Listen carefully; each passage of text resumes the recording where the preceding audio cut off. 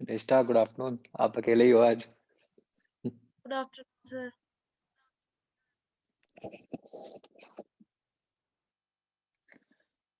कैसे हो रहे हैं आपके टेस्ट, निष्ठा?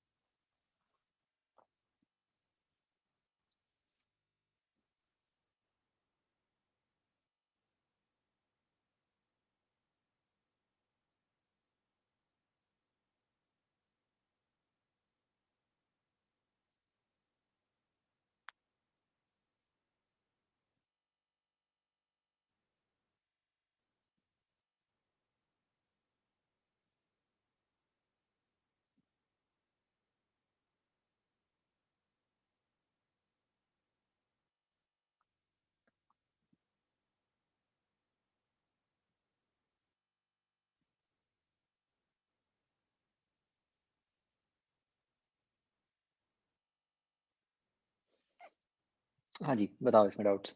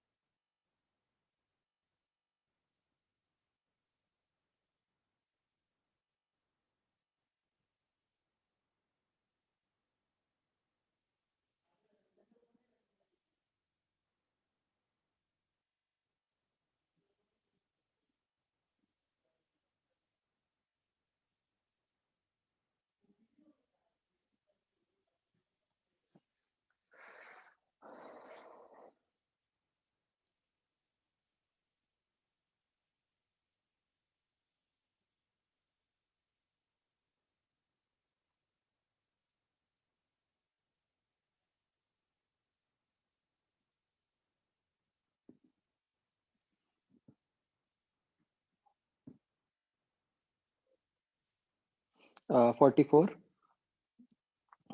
ये जैसे मैंने आपको बताया था क्लास में कि बेसिकली क्या होता है, टाइम पीरियड तो 2 पाई रूट L/G होता है, राइट? मतलब बेसिकली जी इफेक्टिव हो जाता है। तो जब वो कार में होएगी, सर्कल रेडियस आर में, तो जो हमारा जी इफेक्टिव होगा वो जी और सेंट्रीपिटल फोर्स का रिजल्टेंट बन जाएगा। तो जी प्लस V² बाय R का स्क्वायर, तो इससे निकल आएगा। क्या?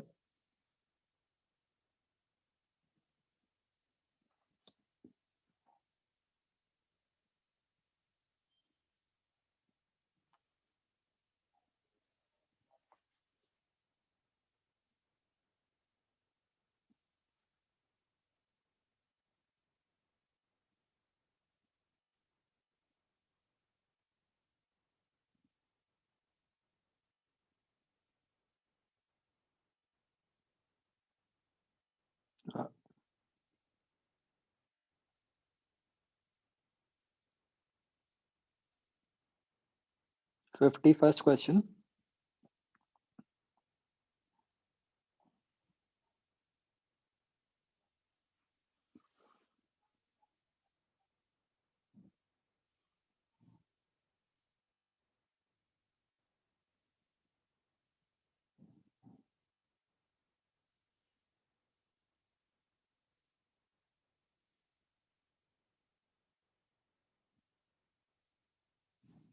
इसमें ये ऊपर इक्विलेटरल ट्रायंगल बन रहा है।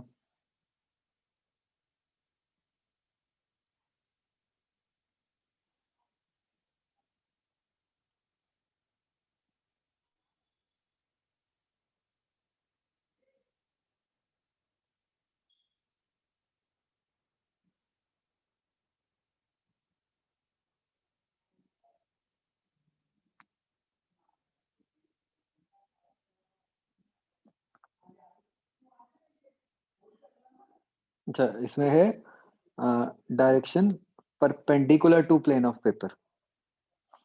तो आप समझ रहे हो वो प्लेन के अंदर और बाहर जा रहा है। तो आप समझो कि है तो पेंडुलम ही, पेंडुलम की लेंथ क्या हुई?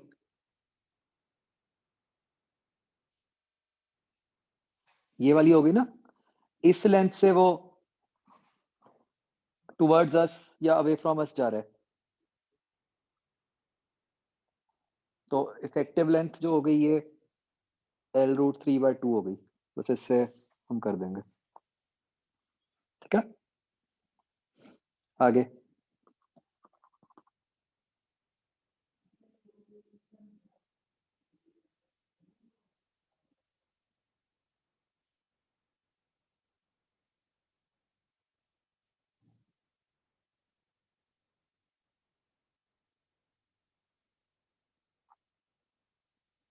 देखो, स्पेस लेबोरेटरी में है, सैटेलाइट में, वहां तो ऑसिलेशन ही नहीं होगी, जी इफेक्टिव 0। तो इसलिए टाइम पीरियड इनफाइनाइट।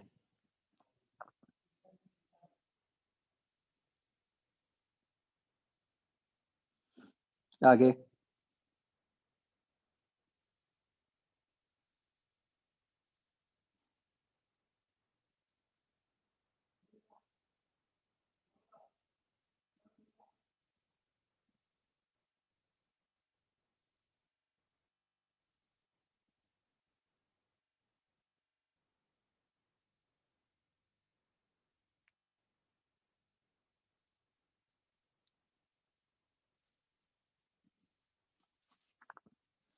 एक का टाइम पीरियड t है, एक का 5t/4 है। After how many oscillations of the smaller pendulum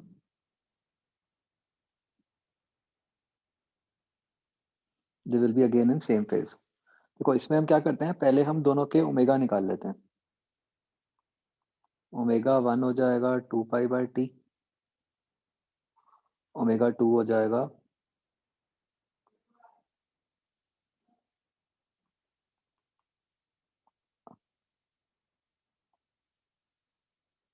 2π/5t/4। ठीक है,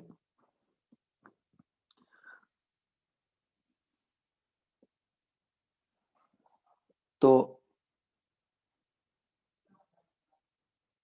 स्मॉलर वाला कौन सा हो गया? ओमेगा 1 वाला हो गया, राइट।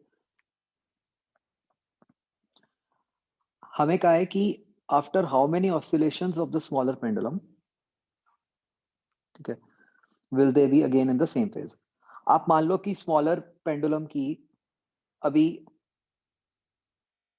x ऑसिलेशंस हुई हैं। ठीक है, अगर x ऑसिलेशंस हुई हैं तो मतलब कितना टाइम निकल गया? एक ऑसिलेशन को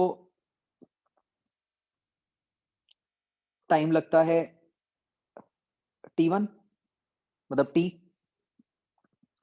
तो x ऑसिलेशंस को टाइम लगेगा, या ऐसा करो इसको बाद में कन्वर्ट कर लेंगे। आप ऑसिलेशंस कितनी है, आप टाइम t मान लो कुछ भी। ठीक है, फेज सेम होने का मतलब क्या है कि फेज डिफरेंस 2π का होना चाहिए, मतलब 2n π का होना चाहिए। तो आपकी इक्वेशन क्या बन गई? इसीलिए आपको जो इक्वेशन बनानी है स्टैंडर्ड, वो ये है कि omega 2t minus omega 1t, this should be equal to 2n π।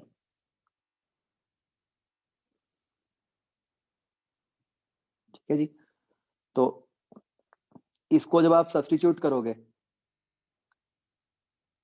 ये क्या बन गया? 2π ×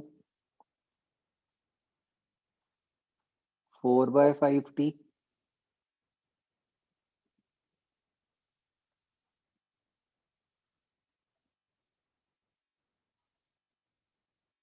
माइनस 2π/t। ये उल्टा आ जाएगा ना, प्लस माइनस ऐसे आ जाएगा, इज इक्वल टू 2n π। ये पूरा एक स्मॉल t से मल्टीप्लाइड होगा, 2π आपका कट गया।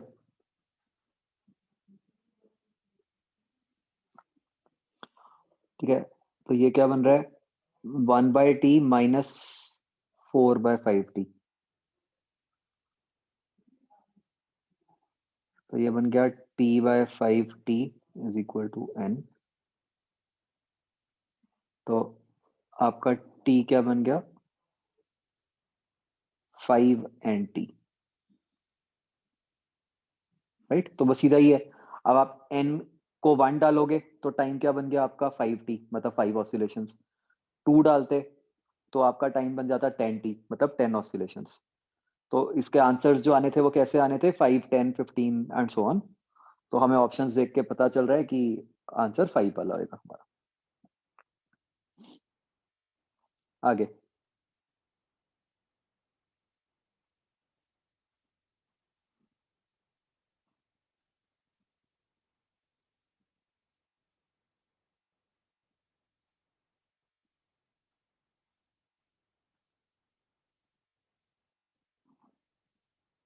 51 हमें बस पेंडुलम की इफेक्टिव लेंथ लेनी है, तो वो परपेंडिकुलर लेंथ हो जाएगी L√3/2। ये into and out of plane आ रहा है।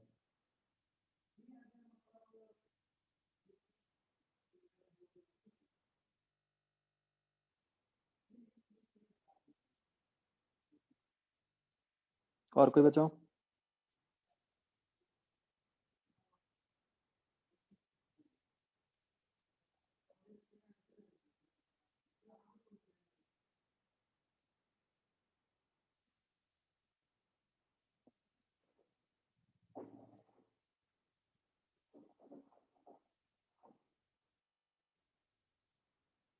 देखो बच्चों, इस क्वेश्चन में आपको क्या समझना है 52 में, कि एक पार्ट है ऑसिलेशन का यहां तक, फिर एक दूसरा पार्ट है ऐसे।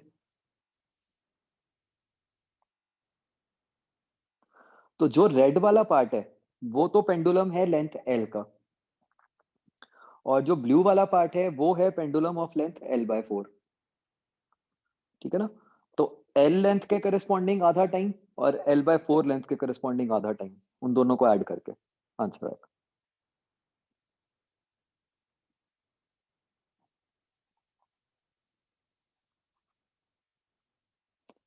आगे बताओ और कोई।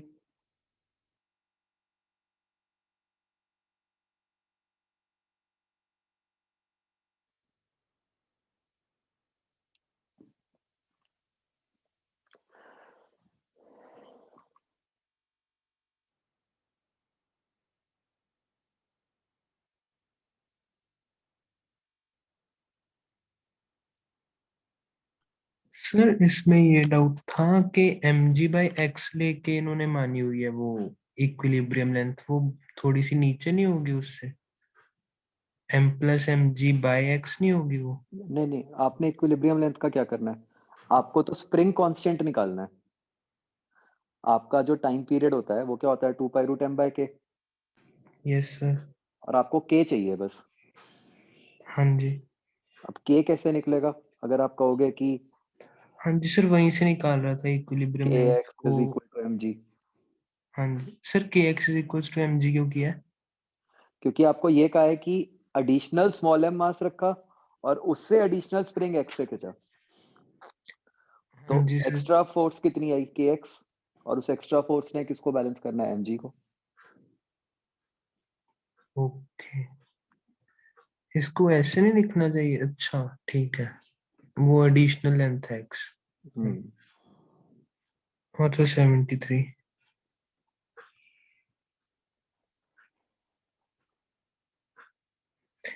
इसमें सर सिचुएशन में डाउट था कि इससे यहाँ से हमने उसे L/2 कंप्रेस किया कि ऑलरेडी L/2 कंप्रेस्ड वाली सिचुएशन है? नहीं, ये L/2 कंप्रेस्ड वाली सिचुएशन है। ओके।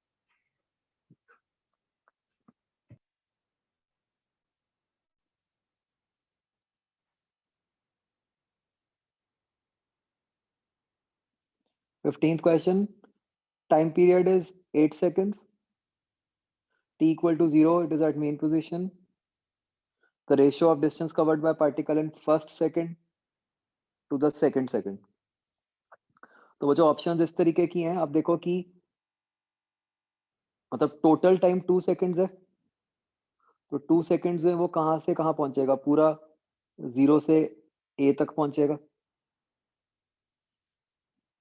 ठीक है, ये बिल्कुल वो केस जो हमने क्लास में डिस्कस किया था। अब ये है t इक्वल टू 2, ये बीच वाला आएगा t इक्वल टू 1। ठीक है, वो अब कैसे निकलेगा आपका, अगर तो आपको वो टेबल याद है तो सीधा ही आपको पता है कि ये टाइम का मिड पॉइंट है। ठीक है, अगर टेबल नहीं याद तो सीधा वो पुट करो, x equal to a sine omega t, omega हो गया आपका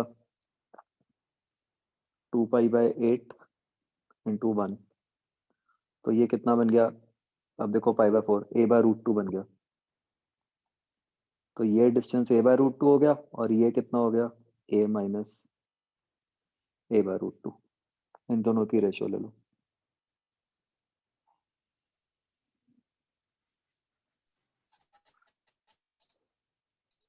सर आंसर नहीं बन रहा कोई भी। रैशनलाइज करके बन रहा होगा ना। हाँ ठीक ठीक है सर, ठीक है ठीक। एक सर 14th भी बता दो।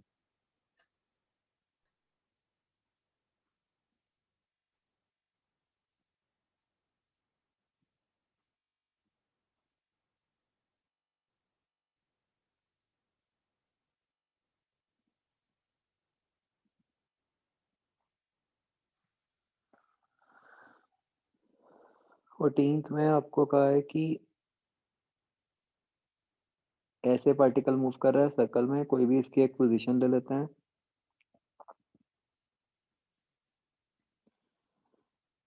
Ratio of displacement to acceleration of the foot of perpendicular.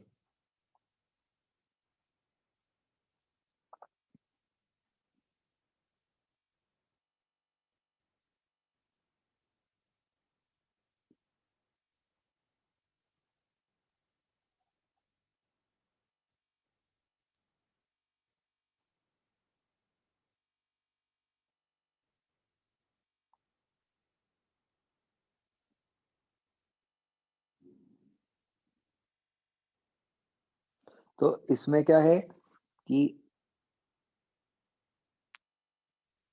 ये आपका फुट ऑफ परपेंडिकुलर बन गया, तो आपको ये जो पॉइंट P है, इस पॉइंट की डिस्प्लेसमेंट और एक्सेलरेशन की बात करनी है। ठीक है, तो आप सोचो कि अगर किसी भी इंस्टेंट पे ये एंगल थीटा बना हुआ है,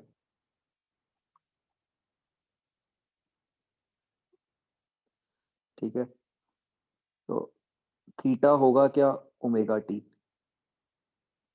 तो ये x क्या बन गया, a cos ओमेगा टी बन गया।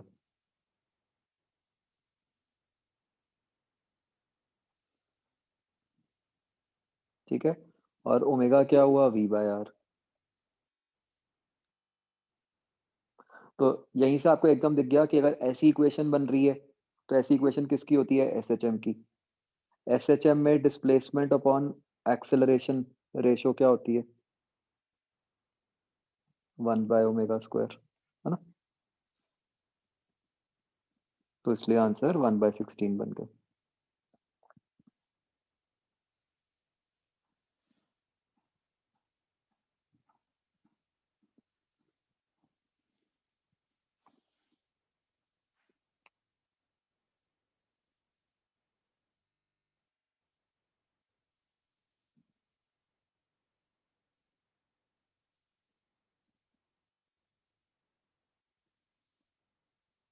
ट्वेंटियथ क्वेश्चन, ये बहुत इंपॉर्टेंट क्वेश्चन है। इसमें पहले तो आप फोर्स निकालोगे। फोर्स आपकी बन गई माइनस du/dx, तो आप देखो क्या बन गई,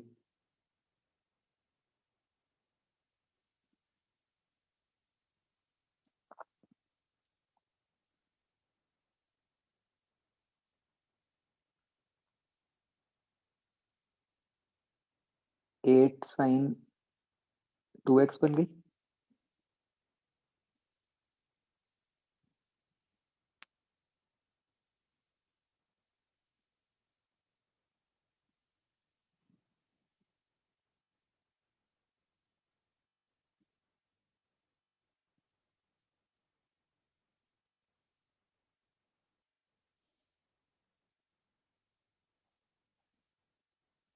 ठीक है, तो अब x स्मॉल लेना है, तो स्मॉल के लिए साइन थीटा जो है आपका वो नियरली थीटा हो गया, तो ये आपकी हो गई 16x।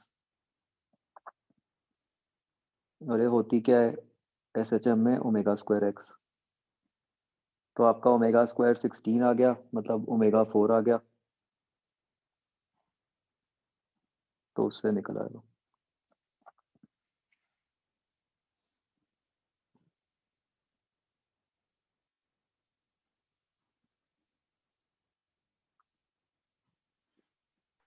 सर एक सेकंड पेंडुलम बता दो, उसका मतलब क्या था? उसका पूरा टाइम पीरियड 1 सेकंड है कि 2 सेकंड्स। एक? सेकंड्स पेंडुलम का टाइम पीरियड 2 सेकंड्स होता है। Okay sir. और सर एक और क्वेश्चन में डाउट था, 35th।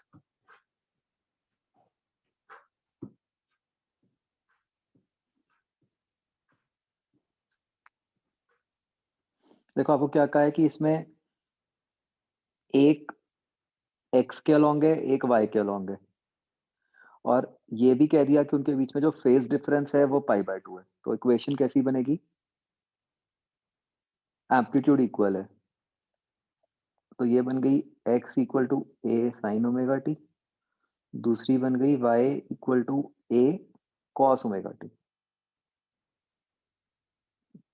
क्योंकि फेज डिफरेंस π/2 का दिया हुआ है। तो इसको अगर आप स्क्वायर एंड ऐड करोगे तो you get x square plus Y square is equal to a square. ये सर्कल की इक्वेशन होती है। फेजर्स से नहीं सर कुछ कर सकते इसका? ना,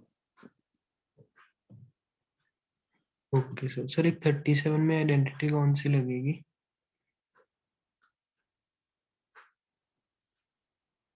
इसमें आपको क्या करना पड़ेगा, मतलब वो 2 sin a cos b वाली आइडेंटिटी लगेगी और उसको 2 बार लगाना पड़ेगा, ओके सर।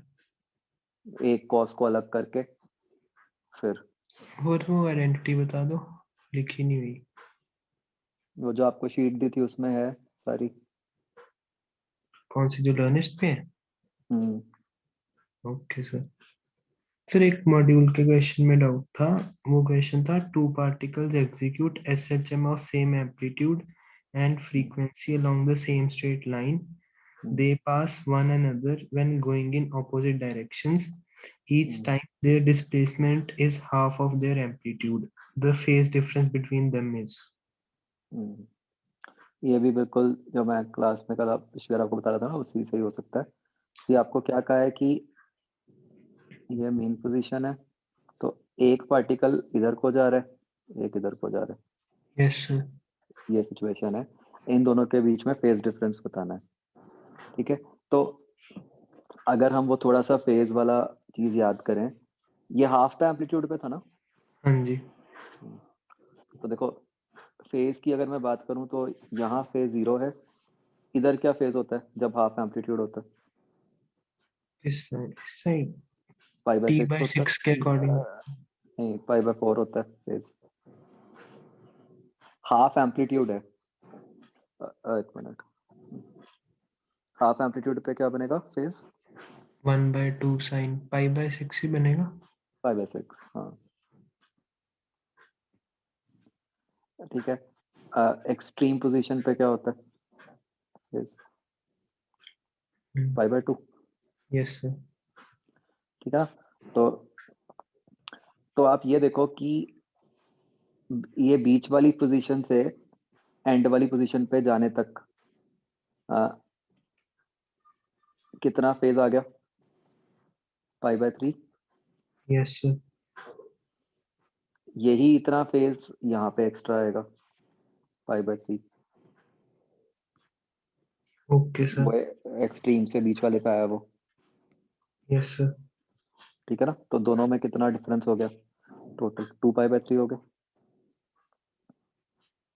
सर ये नहीं समझ आया। हाँ मतलब कि वो π/3 का फेज डिफरेंस था एक्सट्रीम और मिड वाले में, उसके बाद क्या किया? हमें मतलब ऐसे सोचो ना, हमें क्या करना है, यहाँ से एक्सट्रीम जाना है, एक्सट्रीम से फिर मिड पे आना है। Yes sir. तो 2 बार π/3 आ गया ना। हाँ जी, तो 2π/3 मतलब कि हाँ वो, हाँ हाँ। तो सर वो भी तो कुछ चल, वो भी तो π/6 चला फिर। हाँ तो हमने तो π/3 उसके आगे की बात की है ना। π/3 तो π/6 और π/2 के बीच में फेज डिफरेंस है ना। हाँ जी सर, तो हमने उन दोनों के बीच में फेज डिफरेंस बताना था। हमने तो इस पॉइंट और इस पॉइंट के बीच में बताना है ना। नहीं सर, हमने वो उसमें बताना है दोनों पार्टिकल्स के बीच में। हाँ वही। तो एक पार्टिकल आपका अभी जाते हुए a/2 पे है, एक पार्टिकल आते हुए a/2 पे है। Yes sir. तो जो जाते हुए a/2 पे है, उससे आपको π/3 पहले आगे जाओगे तो एक्सट्रीम पे पहुंचोगे, यस सर। और फिर π/3 और आगे जाओगे तो इस पे पहुंचोगे। Yes sir. तो टोटल तो 2π/3 हो गया ना। ओके।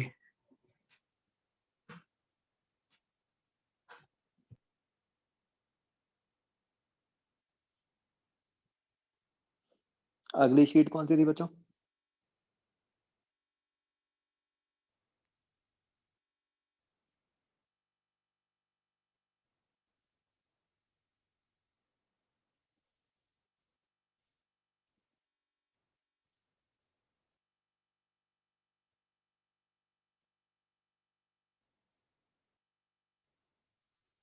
यस।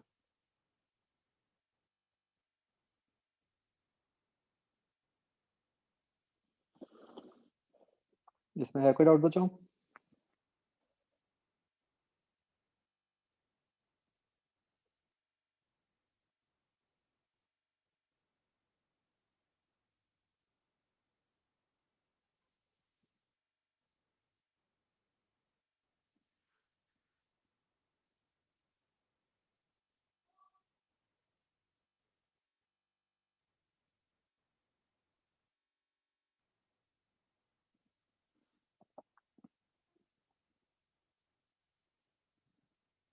देखो इसमें क्या लिखा है बच्चों, वो उसको जबरदस्ती कंफ्यूज करके लिख दिया। Rate of change of arc length, वो क्या चीज हुई? वो ऑर्बिटल स्पीड ही हुई। ऑर्बिटल स्पीड किसके प्रोपोर्शनल होती है? 1/r के।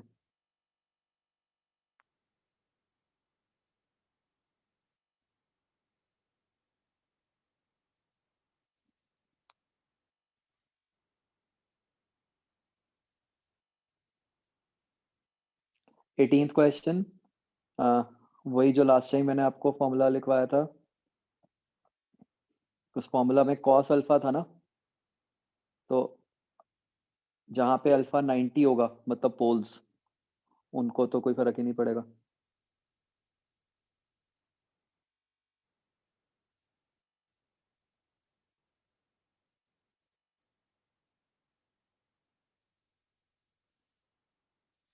इलेवेंथ क्वेश्चन में मतलब मास भी डिफरेंट होगा ना। मास भी चेंज करो प्लैनेट्स का, मटेरियल सेम है मतलब डेंसिटी सेम है उनकी।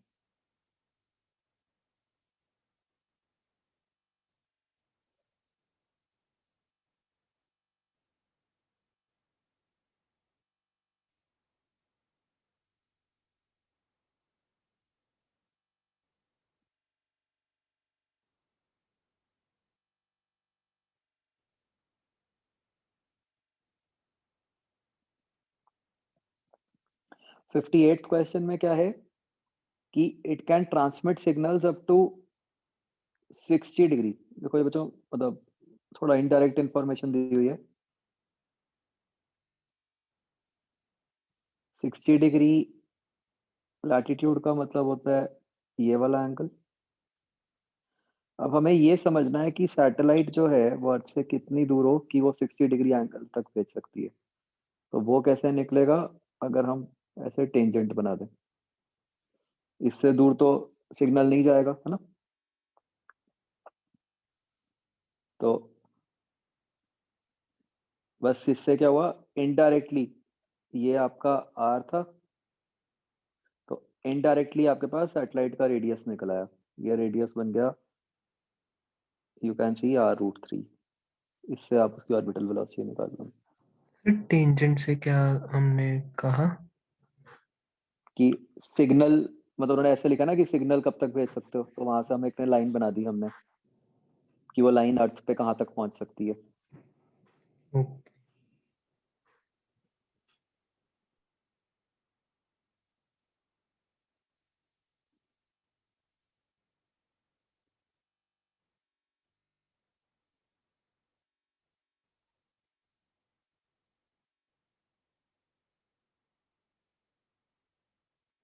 आगे बचाओ।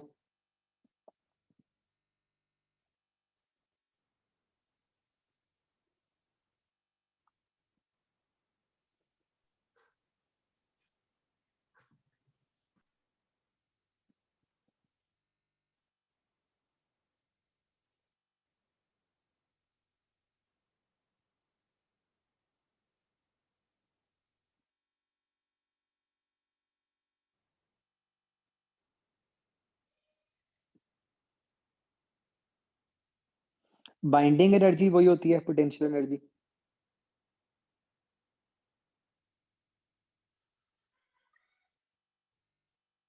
बाइंडिंग एनर्जी टोटल एनर्जी तो नहीं होती?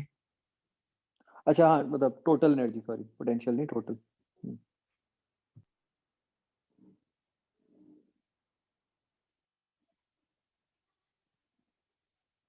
19th भी वही जो मैंने आपको फॉर्मूला बताया था, वही जी वाला, उसमें बस जी को 0 पुट करना है आपको।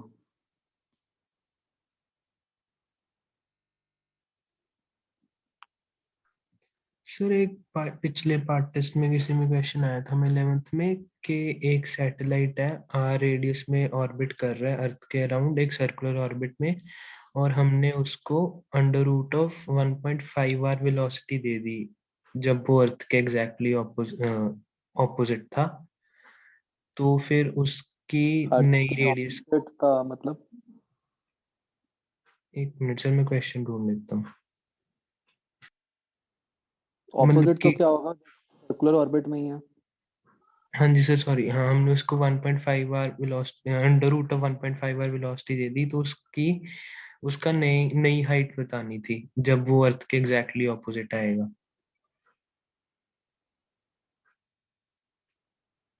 अच्छा मैं समझ गया। 30th question.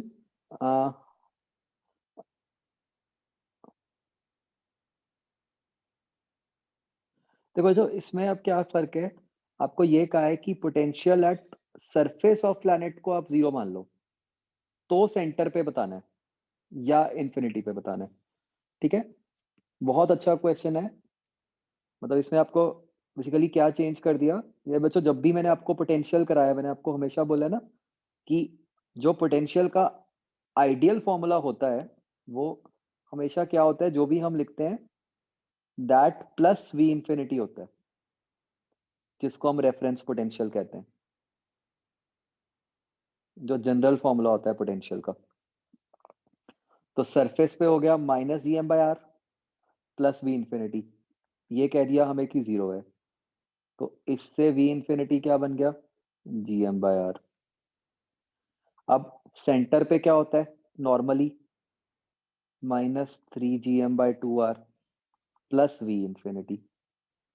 अब इसमें वी इंफिनिटी डालोगे तो यही बी बन जाएगा, तो इसलिए ए और बी बन जाएगा, है ना। बहुत अच्छा क्वेश्चन है।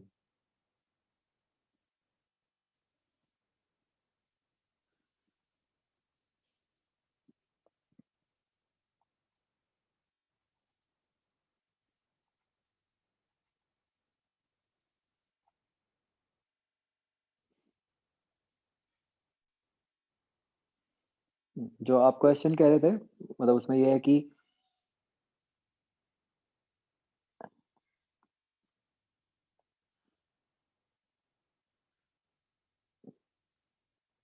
एक सैटेलाइट है, अभी आर रेडियस मतलब कुछ भी आर पे है, कितनी स्पीड दे दी हमने उसको, under root of 1.5 R. √1.5 R, हाँ जी, कुछ और 1.5 वी होगा ना, आर थोड़ी होगा। सॉरी, हाँ।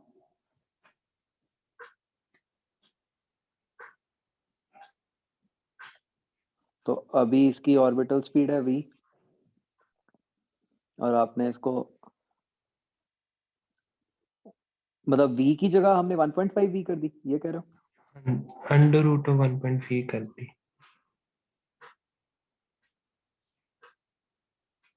पहले वी है, वी से हमने इसको √1.5 वी कर दिया। हाँ जी, तो इससे आपको बताना है कि अब ये इसकी क्या हाइट बन जाएगी। Yes sir. तो इसमें आप क्या करोगे, आप इस पोजीशन और जो नई पोजीशन बी है, इन दोनों के बीच में एक तो एनर्जी कंजर्व कर दोगे, यस सर। और एक आप एंगुलर मोमेंटम कंजर्व कर दोगे, mvr। Okay sir. तो उससे आपके पास r डैश निकल आएगा, उससे हाइट निकाल लोगे।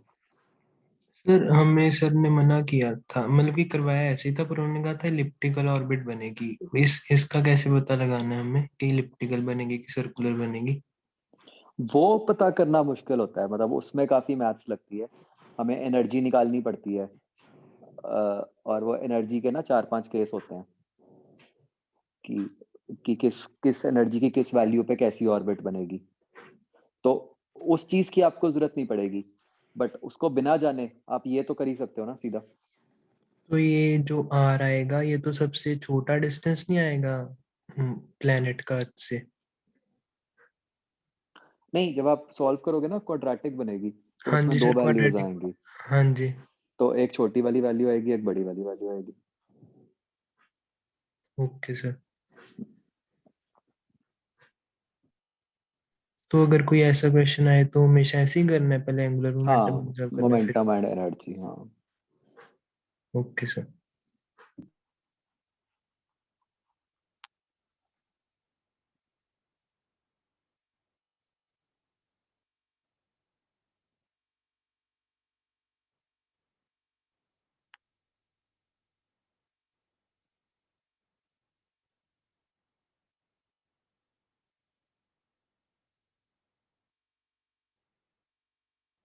27th क्वेश्चन, देखो पोटेंशियल एनर्जी आपको कह दिया U है, तो U क्या हुआ, U is equal to minus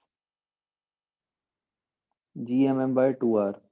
weight क्या होता है, ग्रेविटेशनल फोर्स, तो वो क्या बन गया, Gmm/4r²। इसमें बस सब्स्टिट्यूट कर दो, ये क्या बन गया, -U/2।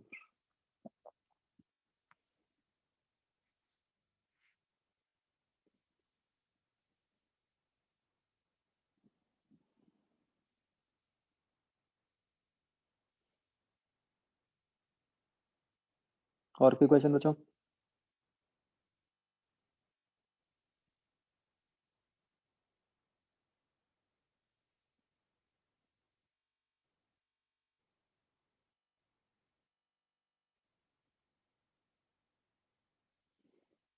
ओके।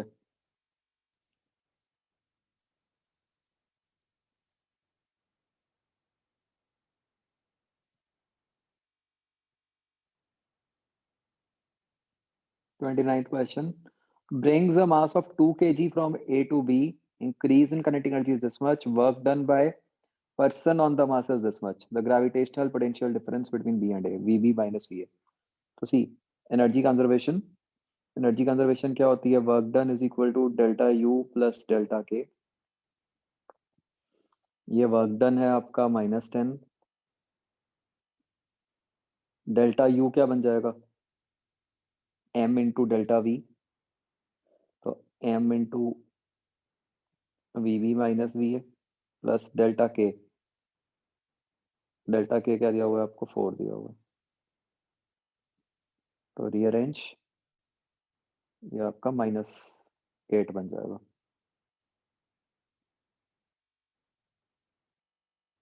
लेकिन कुछ गलत लिख दिया था मैंने।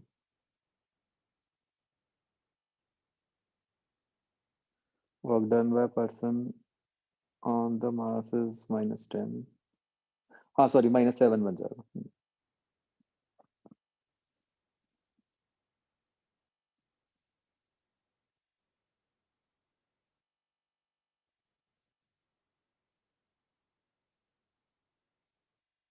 (36th) एनर्जी कंजर्वेशन,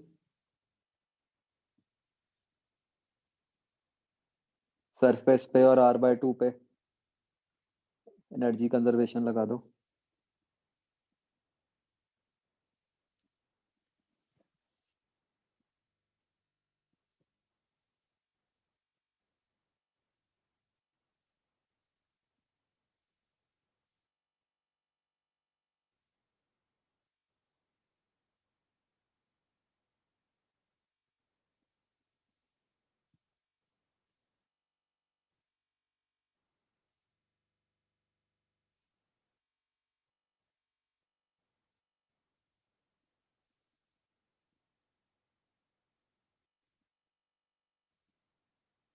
और कोई बचाओ?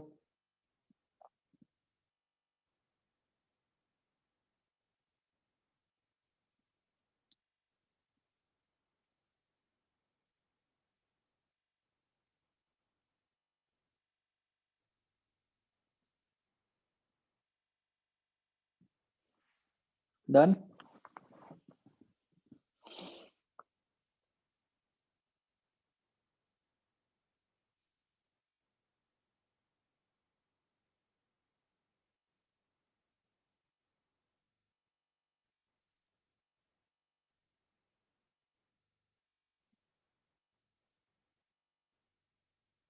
चलो ठीक है बच्चों, ओके देन।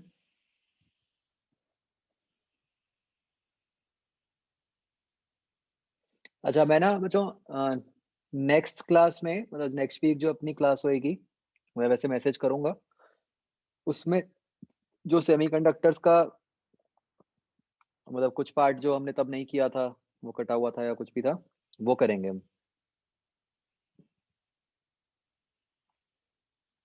ठीक है,